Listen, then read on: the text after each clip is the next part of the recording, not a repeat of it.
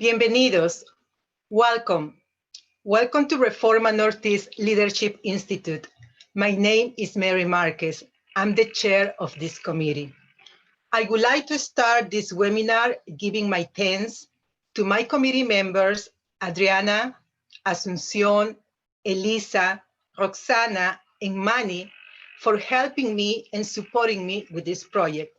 Thank you. Gracias.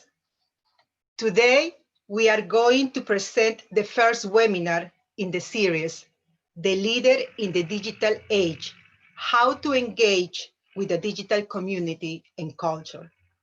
The goal of Reforma Northeast Leadership Institute is to promote the formation of bilingual, multilingual, emerging, diverse leaders throughout centered librarianship skill share.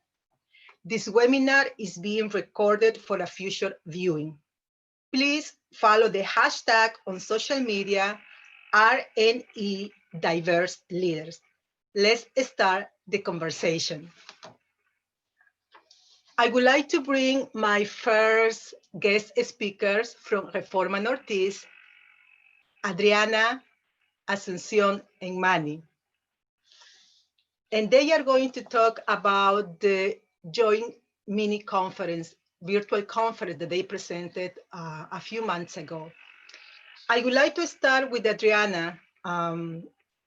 She wrote an article in Reforma Nacional entitled Facing New Challenges, Working in Community, Responding to Crisis. And I would like to read a few sentences from that article that really caught my attention. It says like that: in the midst of planning for this year's conference, the global pandemic hit. I proposed to the team the idea of moving the conference online, something new for all of us. I am proud to say everyone joined it and supported the idea, and we have been working hard, learning, and having fun along the way. I know Reforma Northeast chapter has been presenting this professional development in an in-person, every year, to provide this professional development. So Adriana, what was your motivation and why did you decide to move this in-person professional development into an online platform? Thank you, Mary. Good morning and afternoon, everyone, again. As Mary said, my name is Adriana or Adriana Blancarte Hayward. I am outreach manager for the New York Public Library. I'm the immediate past president of the Reforma Northeast chapter, who also happened to be the chair of the Joint Mini Conference Committee for last year, the one that just happened. I'm also a member of the membership committee, Reforma National, and of the RNC, the Reforma National Conference Planning Committee as well. So what motivated me to move it online? Once I realized that we weren't going to be able to have any in-person meetings anytime soon because of the pandemic, because of social distancing being in place, and because of safety of everyone, I took a moment to reflect and think, what were my options? My option was either to cancel it and just skip it for this year, or what was the other possibility, which was, maybe we can try to do it online. After considering and thinking about it, as I think most people in the Northeast now know, the Joint Mini Conference is the main event that the president has for the year. And it's something that, as you mentioned, Mary, is a professional development event that people look forward to attending. And I also was looking forward to planning it. I was excited about the possibility. I really wanted to make this year a collaborative effort to have the committee be really involved on part of it. But I also wanted to make an extra effort to work closely with the other ethnic affiliates of ALA. So I was like, why not? The other part is I found it exciting, the challenge of trying to figure out how to move everything online. But I knew that the only way I was going to be able to do that is if I counted with the support of the committee. So as you read and what I said, I know we had a meeting once, It was April, and we're like, okay, we really need to figure out what's happening because this is happening in June. And I proposed to everyone, what if we move it online? At that point, we didn't know what platform, we didn't know how, we didn't know anything. But the committee was supportive and excited, and that's how we moved forward. We were able to work with the ethnic affiliates and then figure things out as we were moving along. And then the other thing I also had thought prior is I wanted my theme for the conference to be something about working together, which, as you read, it ended up changing the title to, and I want to read it because I want to say it right, is Facing New Challenges, Working in Community, and Responding to Crisis, which became our main theme for the event. So let me introduce also to the panel Manny and Asuncion. Maybe you can introduce yourselves first.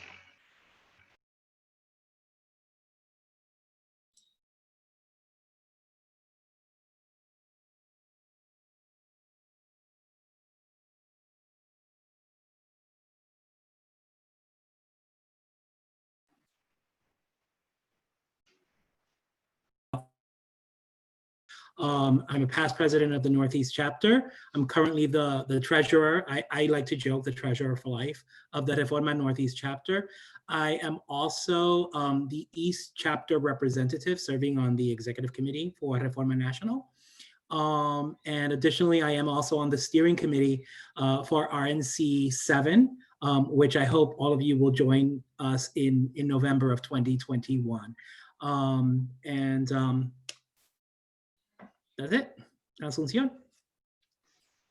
Hi everyone, I'm Asuncion. I am a young adult librarian at the New York Public Library. I am also the current president of Reforma Northeast. Thank you. So Manny, what tools do you use for planning this online conference? Well, we use a number of tools, but and I think that Adriana can answer this a little bit better than I could because she's the one who coordinated everything. But for example, the platform that we chose to do the entire webinar on was WebEx, which Adriana had to get herself into like expert mode. And even though we were using my account, interestingly enough, I always joke around that Adriana became the true master of WebEx because there are things that I would then have to ask her, oh, how do I do this on WebEx? So she really learned it well. But we also used, for example, a lot of the Google products, which are free, and that's a consideration. So for example, when we met, we often did meet with Google Chat. Occasionally we did use, I think we might have used Zoom on one or two occasions as well to meet. And I don't remember the name of the tool that we used for the registration. I want to, Adriana, you should probably talk a little bit more about this because we used so many different tools.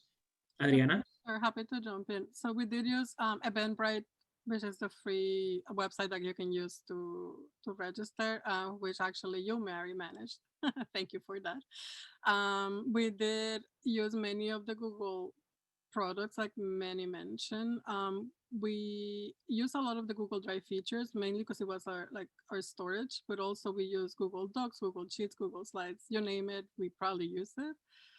Google Meet was where we host our regular meetings. Manny will talk probably a little bit more about how we ended up deciding to use WebEx, but in our trial, we did use Zoom, we used Google Meet, we used other tools to try to figure out what will make sense. The other thing we use, and I know this was more some of the committee members that were in charge of this, they use image editing software that was also free, readily available. So most of what we use is free. So everyone can search for the options that are there, or we also were very fortunate that many institutions allowed us to use the Queens Public Library to use the paid WebEx account. So that's another consideration that you can see if maybe one of your institutions will allow you to use the tools that are available for them. I mean, and then for social media, we use the tools that we had as well. And for that, I'll let Asuncion talk about that and she can then introduce herself. Yeah, can I just also interrupt? There is a Zoom account available also through Reforma. But at the time that we were doing the mini conference, they still had not purchased all of the editions that they've purchased after that. So I just want to let the public know, especially if you are a Reforma member, that there are Zoom accounts that are available. So when you are considering how many people are going to be joining you and what tools you want, it's good to look at both and to understand that there is a Zoom account that you can use that Reforma provides. Thank you. So like Adriana said, we and Manny, we use Google a lot. As far as for promotion, we use the Google site. So before this, I had kind of used Google Sites a little bit. So this gave me the opportunity to really figure out how to use it. And it was an interesting experience and a little bit challenging, but it was great. I don't know if you want to share it, Adriana, our Google site so you guys can see it.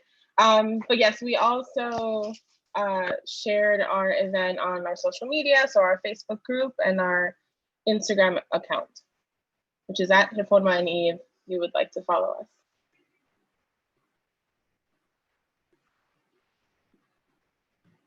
Yeah, so this is our site. We included the information for our speakers and our agenda, and we also added the video so you guys can see the presentation since it was recorded.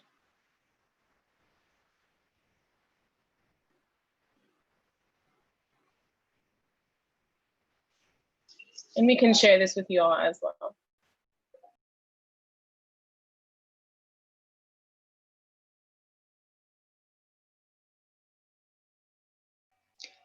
So I can see that there is a lot of learning curve into trying to get, with technology. So what do you think are the strengths that people can gain from participating in this type of projects? So I'll jump in and then you guys can add to that. So I think that you acquire a lot of skills, and I think most of us with the COVID pandemic already had to acquire a lot of skills based on technology, based on the fact that now we were working from home. So we had to learn all of the new platforms and not so new platforms that our institutions were now using. And we had to do the same. And for this in particular, we had to use a lot of different technologies. So we really had to learn, how do you host an event? How do you mute someone? How do you let people into your event? How do you create the event and do the registration and handle all of that? All of the tools within the platform to maximize that experience. But there's also a lot of soft skills that you gain because creating an event like this and moving it to a different platform now requires a lot of extra collaboration. And you really have to get people together and know everyone's strengths and weaknesses, and everyone has to be willing to bring to the table the skills that they have. But you also have to have very good interpersonal skills. You have to be able to understand that sometimes you have to be a little bit flexible, and maybe your idea is not the idea that prevails, and that's okay. And you have to be able to compromise. Those are all skills that are very, very important, but perhaps the most important soft skill that you really pick up is listening. Because you don't always, you shouldn't always talk. You should sometimes step back, listen, and get new ideas from other people. And lastly, organizational skills. You really have to keep on top of it. Adriana did a wonderful job. She had one document that was a live document as a Google Doc. And the good thing about that was that people were able to contribute and make changes and say, no, I don't think it happened that way. And this running document, the only problem with that is that it becomes pretty long. But the good thing is that everybody knew where it was.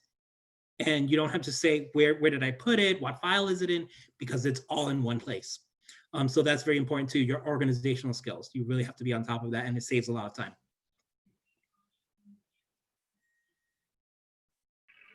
Adriana Asuncion. I want to add to just collaborating virtually is very different than in person. So it was definitely an adjustment. But having done a few meetings already after the pandemic started, this was definitely helpful, and just making sure to keep on top of things with everyone and communicating on a regular basis. We definitely honed our skills on that too. Yeah, I just add a couple of additional things, and this is if anyone is thinking of planning or like organizing the event, for me as a chair of the event, the main skills that I think I learned or strengthened were technology skills, definitely. As Manny said, at one point I was doing WebEx meetings, I don't know how many times a day, just because we've had everybody do a trial run. And the other interesting thing I learned is that now I know how to upload a video to YouTube for a channel after we recorded the event. The other thing is leadership skills, because it was a lot of coordination, like it was mentioned already, but also managing the committee members, which were awesome. But it's also the challenge of keeping everyone motivated. I would say we all were pretty excited, but like our meetings were like 8 to 10 at night, which is like after a work day. So it's like, is that, keeping that energy going, especially when we had like a couple of roadblocks or things that were getting a little challenging.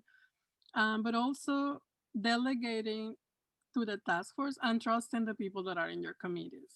I mean, that's another thing that is good for people to learn as you're working with a group. And if you're chairing or leading, is people that are there is because they want. Most of these committees are volunteers, and we need to trust on the people that are working with us to make it happen.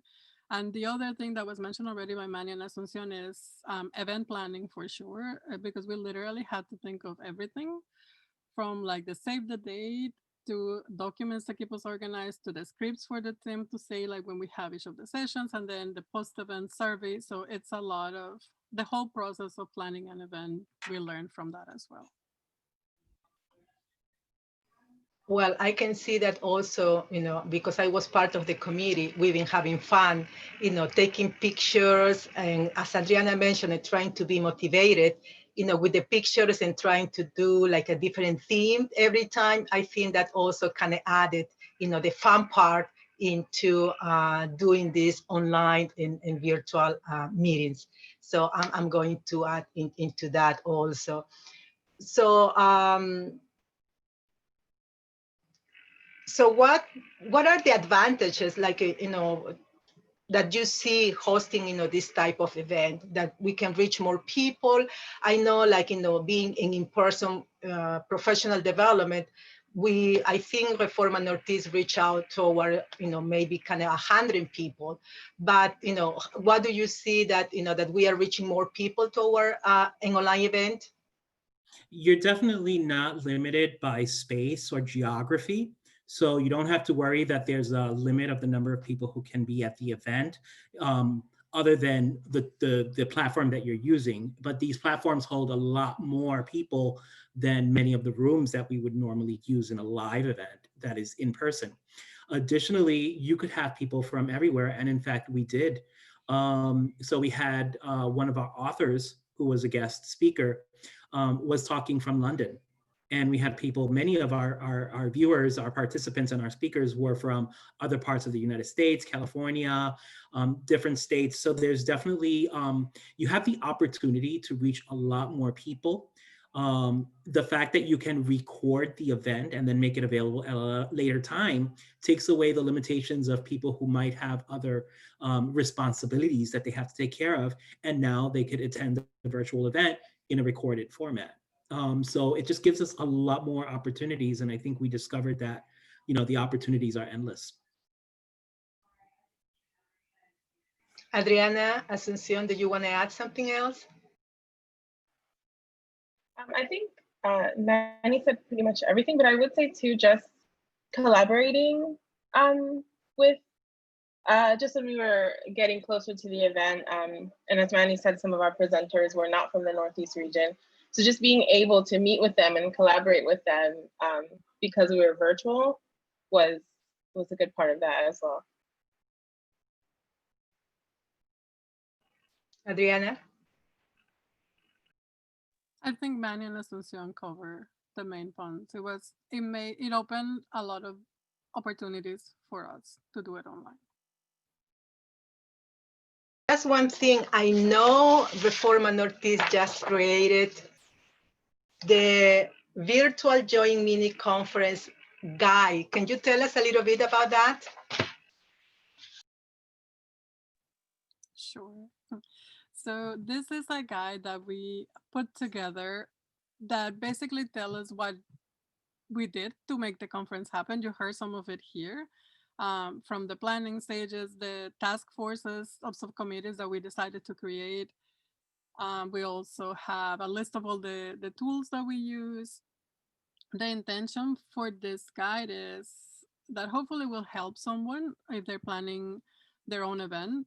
Maybe it can serve as inspiration or as idea of what tools can be used. Because there's a lot of little things that we learn along the way. Like we have a section close to the appendix as well that we did like the day before or the day of, because we ended up creating a text group, a chat during the day so we can communicate with each other for the members of the committee. Like that's something that came out, I think was Mary's idea as well, just to so we can communicate during the day. All the scripts that we ended up deciding to write so everybody remember, because once you're presenting, sometimes people get nervous and it's like, no, these are the points that we want to make sure we mention, so have that ready. So it's a short document and it's intended again to be helpful for anyone that may want to take a look at it. We will be posting it on our website, and I know in the Leadership Institute website as well next week. But it will be ready for everyone who wants to look at it. I don't know, Manny and Asuncion, if you want to share anything else about the guide.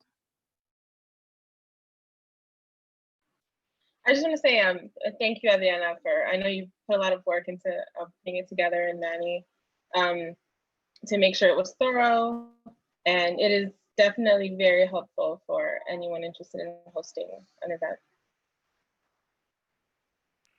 Well, I think that gives you an idea that you can only, you can create also an online event like a conference for 3 hours, but also it can give you a guidelines of how to create something for an hour. Like, I'm using also that guide in order to create this webinar today. So thank you. I want to thank my first panel, Manny, Adriana, and Asuncion. And now I would like to introduce my second panel, Anna and Libby. Can you please introduce yourself? And after that, we can go to the presentation. Thank you. Thank you, Mary. So hello, everyone. My name is Libby Romero, and I'm the World Languages Coordinator at BookUps, which is the technical services organization that serves the Brooklyn Public Library and the New York Public Library. I'm a former president of the Reforma Norris chapter, and I serve on the Reforma Board of Directors as the newsletter coordinator and as chair of Reforma Norris chapter, Teresa Malawer Lifetime Achievement Award. So go ahead, Anna. Hello, good morning, everyone from Los Angeles. I'm Ana Avalos, the Multilingual Collections Manager for the Los Angeles Public Library and a member of the Reforma Los Angeles chapter. This year, I am serving on the Reforma LA chapter board to co-coordinate the 2021 book fair. I have also contributed to the Reforma newsletter with children's book recommendations. And I was a member of the 2019 Pura Belpre Award Selection Committee. Thank you. So I'm going to be sharing our presentation.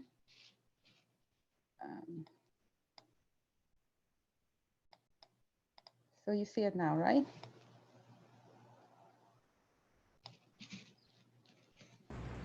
Yes. Yes, okay. So today we're here to talk about how the Los Angeles and the Reforma Norris chapters came to work together as partnership and coordinated a successful event, a virtual event. When we started planning the 2020 virtual Spanish language book bus summer series, we needed to determine the why, the when, where, who, what, and how we're going to be doing it. So let's start.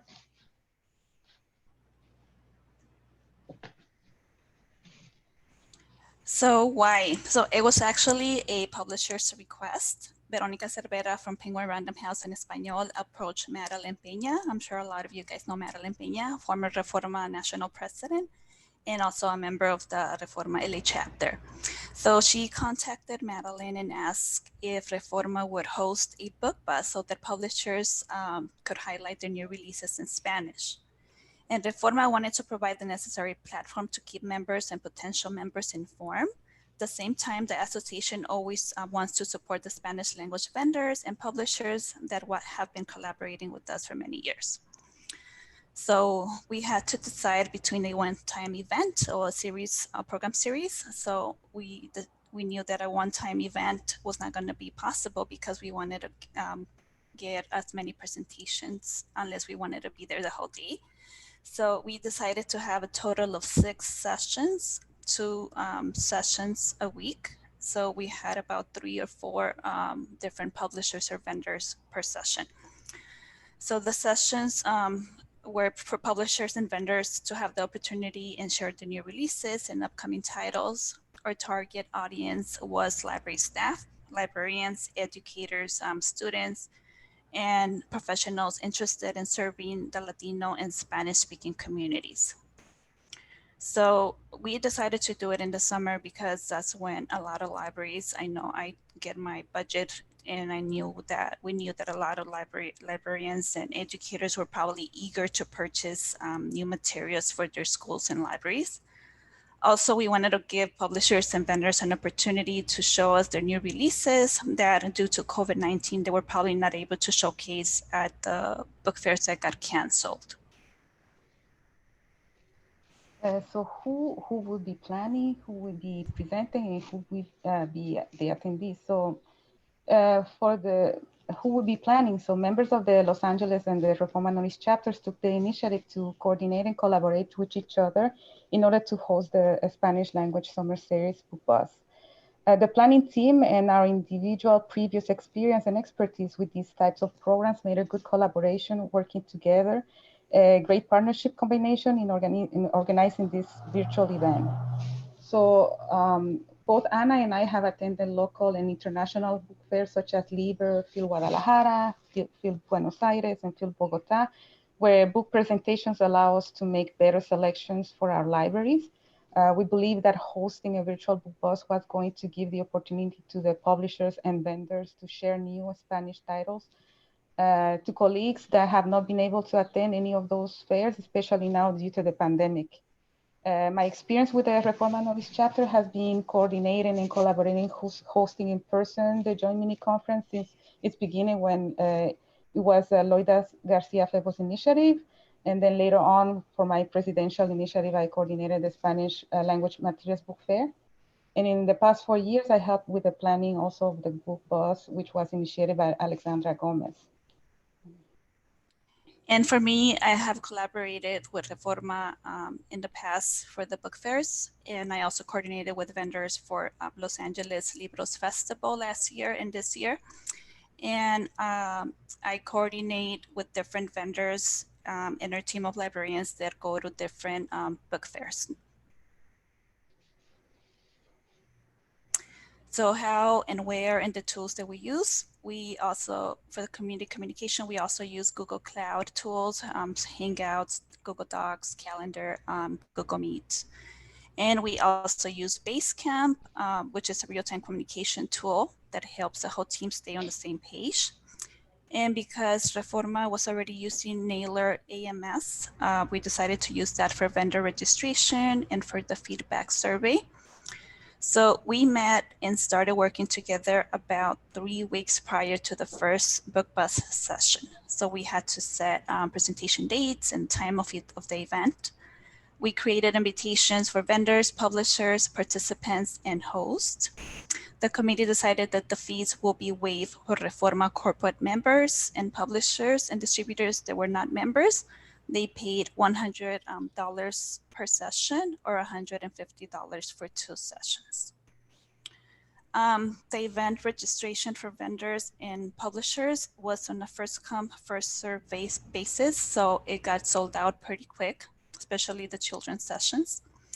Attendees, we decided who was going to be invited. And since it was going to be a free event, it was open to all. So there was no need to be a member of Reforma to participate. And there was no limit on how many sessions people could attend. For marketing, the committee used Canva, MailChimp, Listserv, and other social media channels such as Facebook, Instagram, and Twitter.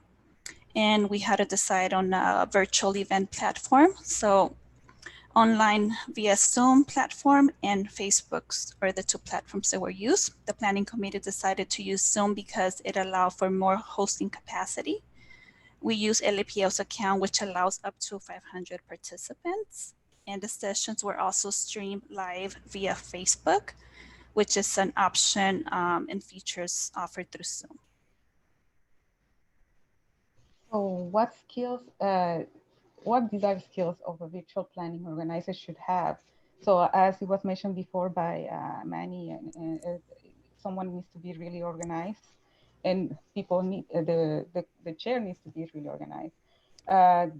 Everyone has to be a good communicator, detail oriented, tech savvy. We were lucky that we had two members of the planning committee who are tech savvy, like Madeline Peña and Edwin Rodarte, who did a great job. And you have to be open to learn new things. Like Adriana mentioned, we learned a lot of things that we didn't know. And then flexible and adaptable. For example, even if we offer sessions to test the equipment during the live event, one of our presenters had technical difficulties with her PowerPoint presentation, so we had to take care of it from our side. So when you're preparing an event, you should require to have a copy of the speaker's presentation just in case something like this happens. And of course, be patient, and you have to have a sense of humor. Mm-hmm. So some of the benefits of the partnership are that we were able to share the funds that we received through from the fees. We got exposure at a national and chapter levels. We acquire new members and membership renewals. We use a national video conference platform, and we got promotion by the National Public Relations. And the last one is that both chapters worked on the same mission. So that avoids duplicate efforts from both sites. So of course, we had many challenges. One of the challenges was like setting up the meetings with the organizing committee because we were working in different time zones. Another was deciding also the best time that we would offer the book bus sessions. Also the computer skills. The committee members need to have in their team someone who will create a registration form and keep track of the number of people registered, manage the conference platform during the event, create graphics for the social media promotion and website. As Anna mentioned, we also had to check if for the platforms to have when we decided to have the maximum people that could participate, and in case there was any equipment malfunction, we wanted to avoid those things, so we offer a couple of test sessions with the presenters to check on their equipment. And we had to assign also a committee member to monitor the email account in case there's people who are having problems to log in. And also the prep time, our challenge was also to, since we only had 3 weeks to coordinate this program, that was also a challenge. And at the end of the sessions, we send out a survey asking the participants for their feedback. And overall, we received great feedback. Out of the 51 people that responded, 58.8% were members and 41.2% were not members of Reforma, which gives us, which was good to open it up for everyone. That way we gave more people an opportunity to view these different sessions. For the number of sessions attended, most people only attended 3 or 2 sessions or 1.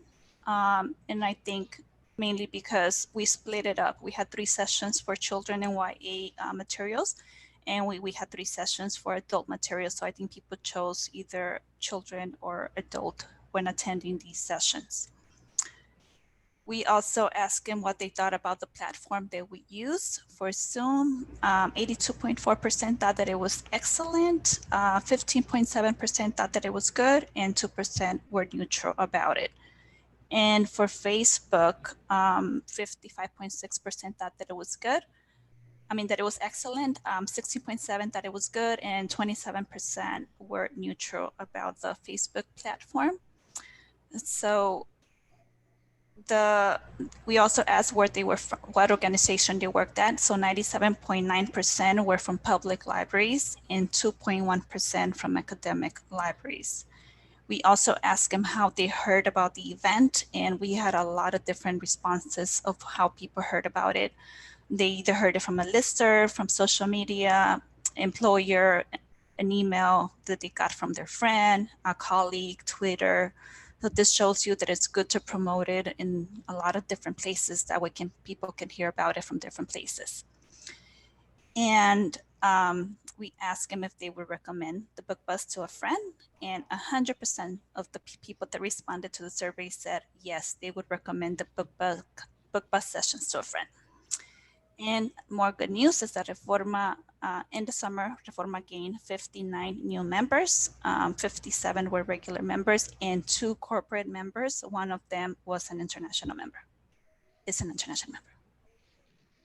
So we also collected the number of views in the different platforms that we use. As you can see, we got 954 views from Zoom, and then for Facebook we had 1,858, and for YouTube, which was put after in our website, we have 330 views so far. So we really recommend that you consider recording the prompts for future viewing.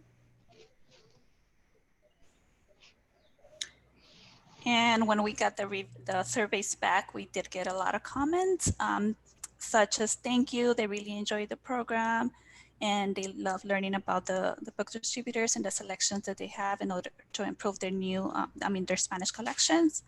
And another one, thank you for making this accessible to members. I'm also having my staff watch these videos so that they can be in the know about new publications. And thank you for making this event accessible to those of us that speak more English than Spanish. And providing Spanish language materials for my community is one of my goals. So I hope to be more involved with Reforma and similar events to this. I was excited to see a range of available materials and added several publishers and Reforma to my social media follows to watch their new releases. And the last one, thank you for putting this event together. Since I am unable to attend field like most of us this year due to the pandemic, I thought that it was a great alternative. Thanks again. So with all of these comments, Libby and I think that it was a mission accomplished, as well as the other people that participated, Madeline Peña, Edwin Rodarte, Celia Avila, Ana Campos, and everybody else that helped us.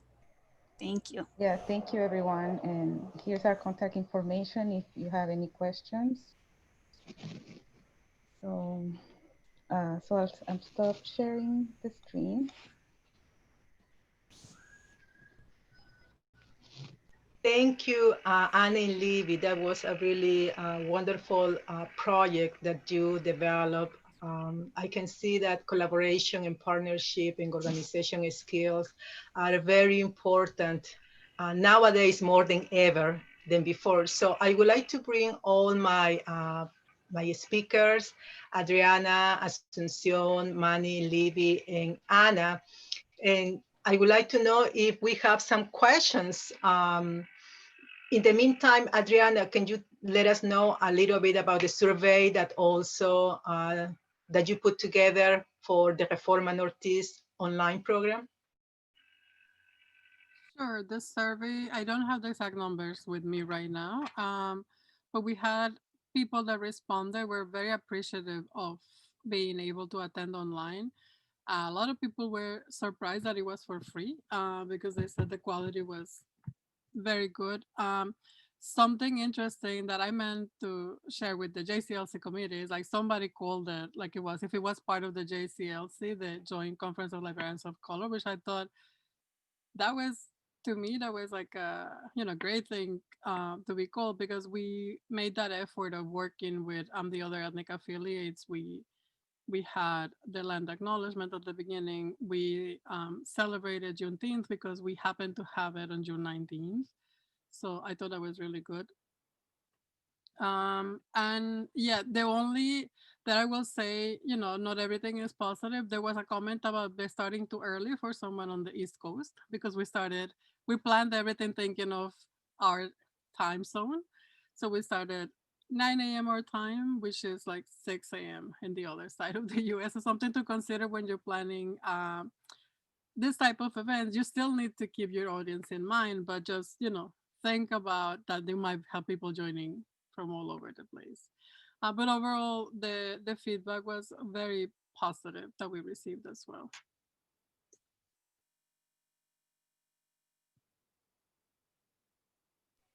I think, Asuncion, we have a question over there. Can you read it, please? Sure, from Lisa.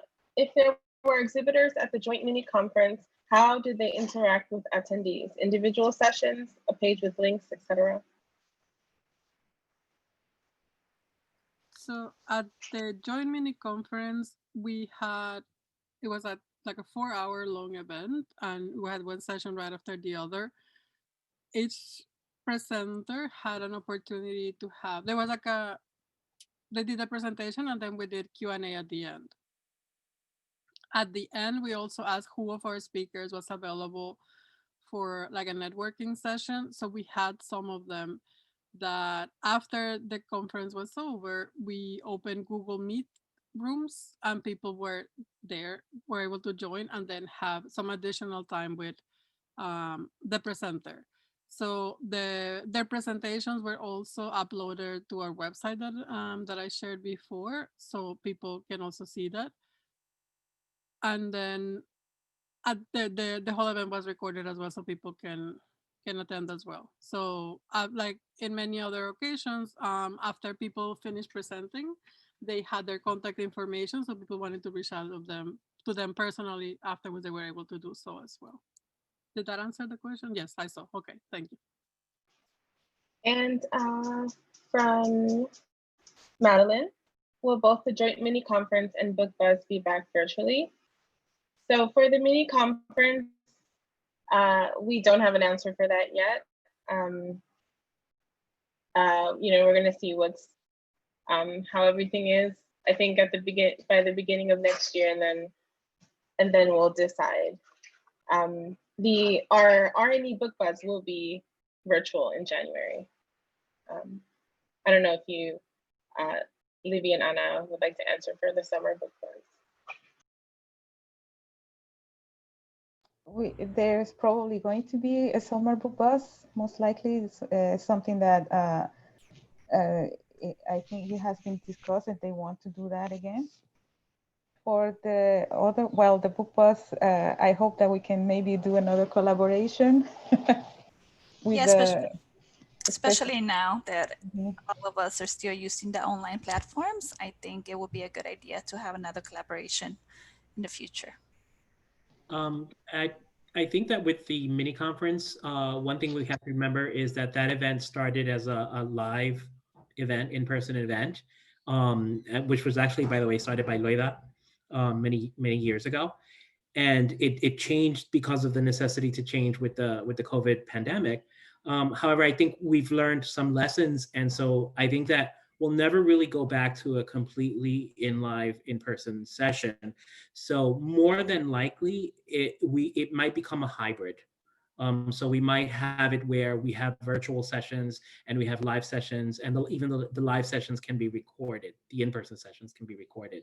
So we won't know until January what exactly it's going to look like, but definitely there will be some kind of component that will likely be virtual. That's just my guess as a member of the Reforma Northeast chapter.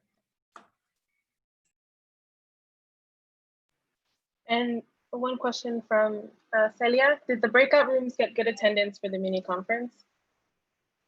Adriana, would you like to answer? So just to remind everyone, now if people want to ask questions, they should be able to unmute themselves. I see Elisa already responded there. So some rooms are more popular than others, and that's correct. I know at the end, my computer was just giving up on me. Like every room I tried to attend, it just kept crashing. So I was not able to be in all of them. I tried to like pop into all of them, but we did have some people that joined them, and apparently the conversations were really good at the rooms as well. I don't know if either you, Manny or Asuncion, were in one of the rooms, or you want to share your experience. Yeah, I went to various rooms, and that was exactly the case. Some rooms were had a lot of people, other rooms had fewer people. But the discussions were very interesting, and I think people in general were very happy to get that opportunity. I agree. And I think definitely, I know we did use Google for the breakout rooms.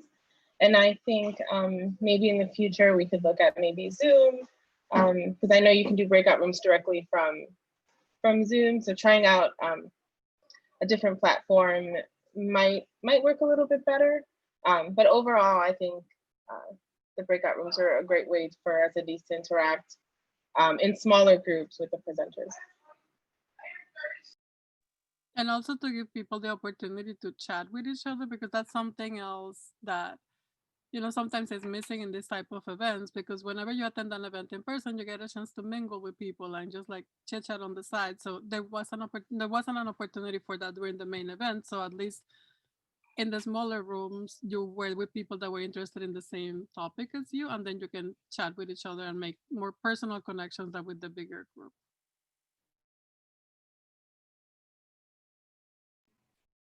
Well, thank you. So any final thoughts that you want to bring into this conversation?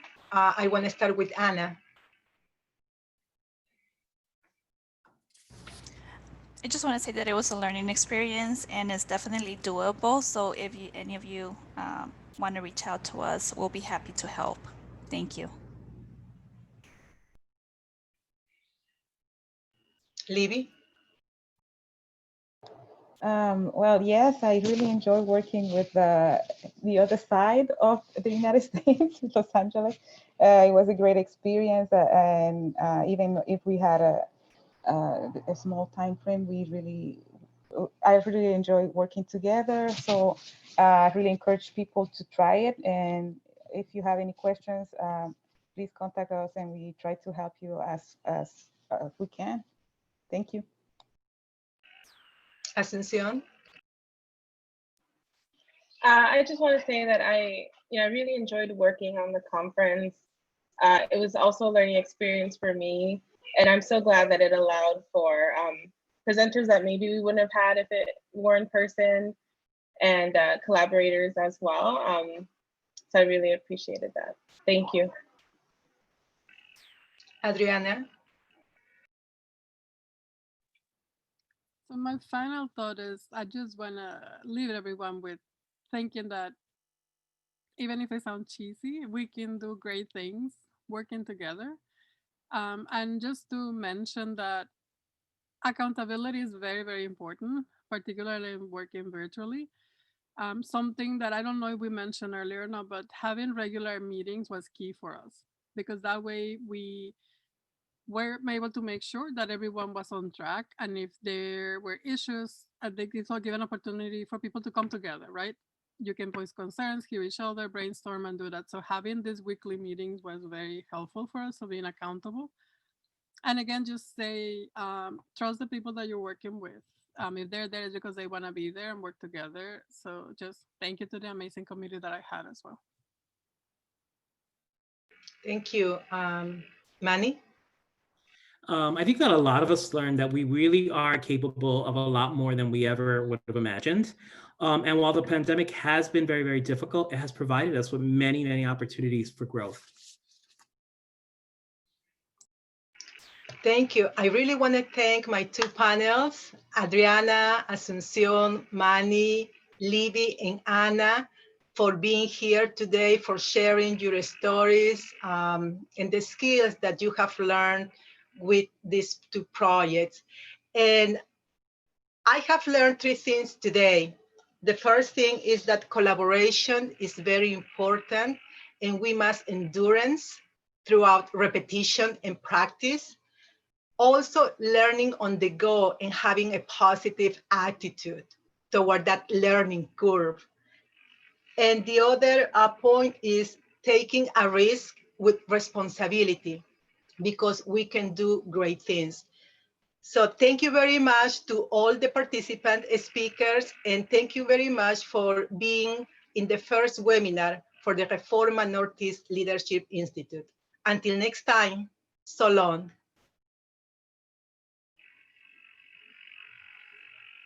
Thank you. Thank you, everyone. Thank you. Excellent presentations. Great Thank job, you. everyone. Thank Excellent job. Thank you, Hi, everybody. Elizabeth. you. Hi. Hi, See Elizabeth. you. Stop recording now. Yeah, take care.